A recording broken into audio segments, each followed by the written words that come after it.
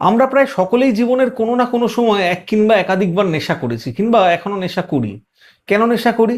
হয়তো সদ্য প্রেম কেটে গেছে তাই নেশা করেছি, হয়তো চাকরিটা চলে গেছে নেশা করেছি, হয়তো বন্ধুদের সঙ্গে নিছক মজা করার জন্যই নেশা করেছি, কিন্তু নেশা করেছি। কি অদ্ভুত সুন্দর লাগে বলুন তো এই সময়টা। সবকিছু ভুলে থাকার চেষ্টা করা যায়, ভুলে যাওয়া যায় কি? নেশা কেটে গেলে আবার তো সমস্ত কিছু মনে পড়ে যায়। একটু খেয়াল করে দেখবেন, ধারাবাহিকভাবে নেশা করতে হয়তো আমাদের ভালো লাগে, কিন্তু আমরা আসলে কিসের জন্য নেশা করি? কি ভুলে থাকতে নেশা করি কিংবা কি পাওয়ার জন্য নেশা করি?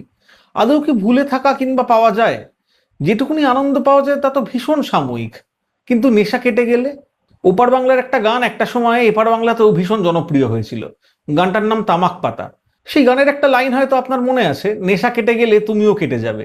ঠিক সেরকমই আমরা অনেকগুলো বছর ধরে নেশাগ্রস্ত হয়ে আছি। আচ্ছা, দিনের নেশা হতে পারে, ধর্মের নেশা হতে পারে, জাতের নেশা হতে পারে কিংবা অন্য কিছু। কিন্তু মজার বিষয়, নেশা কাটছে। নেশা যখন কাটছে আমরা বুঝতে পারছি আমাদের যা কিছু পাওয়ার ছিল কিছুই পাওয়া হয়নি। আমাদের ভবিষ্যৎকে জোর করে অন্ধকারের দিকে ঠেলে দেওয়া হয়েছে। আমাদের প্রাণাধিক প্রিয় দেশকে একটু একটু করে শেষ করে দেওয়া হয়েছে। আমরা এতদিন বুঝতে পারিনি কারণ নেশাগ্রস্ত ছিলাম, কিন্তু নেশা কেটে যাচ্ছে।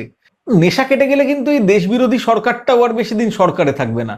দেশের সাধারণ মানুষ, গরিব, কৃষক, শ্রমিক, খেটে খাওয়া মানুষ এই সরকারটাকে প্রত্যাখ্যান করবে। তখন হয়তো আমরা সত্যি সত্যি বলতে পারবো সুদিন আসবে।